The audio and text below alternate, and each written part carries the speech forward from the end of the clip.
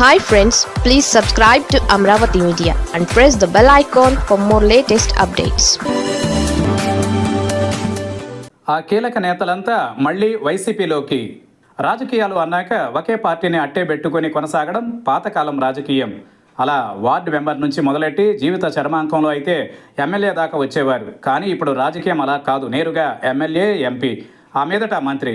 ఇక 5 ఏళ్ల తరువాత తాము ఉన్న పార్టీ ఓటమి చెందితే అధికారంలో ఉన్న పార్టీలోకి జంప్ చేయడం, తిరిగి ఎన్నికల వేళకు గాలి ఎటువైపు వాలుగా ఉందో చూసుకుని తిరిగి ఆ వైపునకు రావడం. ఇదే పాలిటిక్స్లో న్యూ ట్రిక్స్.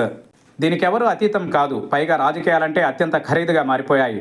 నిబద్ధతతో ఉన్నా, నమ్ముకుని కొనసాగినా పార్టీలు పట్టించుకోవడం లేదు, జనాలు ఆదరించడం లేదు. దాంతో ఎవరైనా ఇదే చేస్తున్నారు.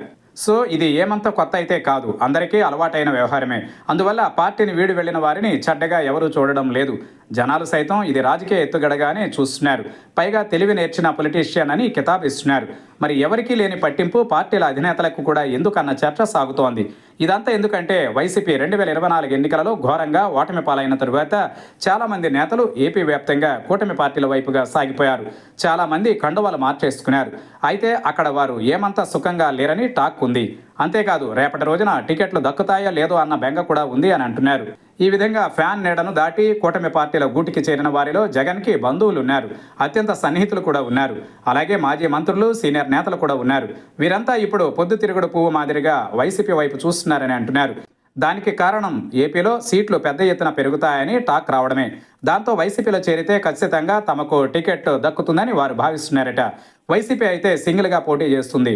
ఏ పార్టీతో పొత్తులు ఉండవు. పైగా 263 సీట్లకు అభ్యర్థులు కావాలి. తమ సీనియారిటీ అనుభవంతో టికెట్లు తెచ్చుకుంటే పోటీ చేయడం సులువు. గెలుపు కూడా సాధించగలమన్న నమ్మకంతో చాలామంది ఘర్ వాపసి అంటున్నారట. అయితే దానికి వైసీపీ అధినాయకత్వం గ్రీన్ సిగ్నల్ ఇవ్వాల్సి ఉంది అని అంటున్నారు. ఇక వైసీపీ విషయం తీసుకుంటే అత్యధిక సంఖ్యలో అభ్యర్థులను ఎంపిక చేసుకోవాల్సి ఉంటుంది. 263 మంది అంటే కొత్త వారిని తీసుకుని వచ్చి పోటీ చేయించవచ్చు. కానీ కూటమి బలంగా ఉంది, పైగా అధికారంలో ఉంటూ పోటీ చేస్తుంది. దాంతో అన్ని బలాలను తట్టుకోవాలి అంటే సీనియర్లకు, అనుభవం ఉన్న వారికే ఛాన్స్ ఇవ్వడం మేలు అన్న చర్చ సాగుతోందట. పార్టీని విమర్శించకుండా ఓటమి బాధలోనో, ఒత్తిళ్లలోనో, లేక తమ సొంత వ్యాపారాల కోసమో పార్టీని వీడిన వారు తిరిగి వస్తామంటే చేర్చుకునేందుకు వైసీపీలోనూ సీరియస్గానే చర్చ సాగుతోందని అంటున్నారు. అదే కనుక జరిగితే పెద్ద ఎత్తున వైసీపీ మాజీలు తిరిగి పార్టీలో చేరతారని అంటున్నారు.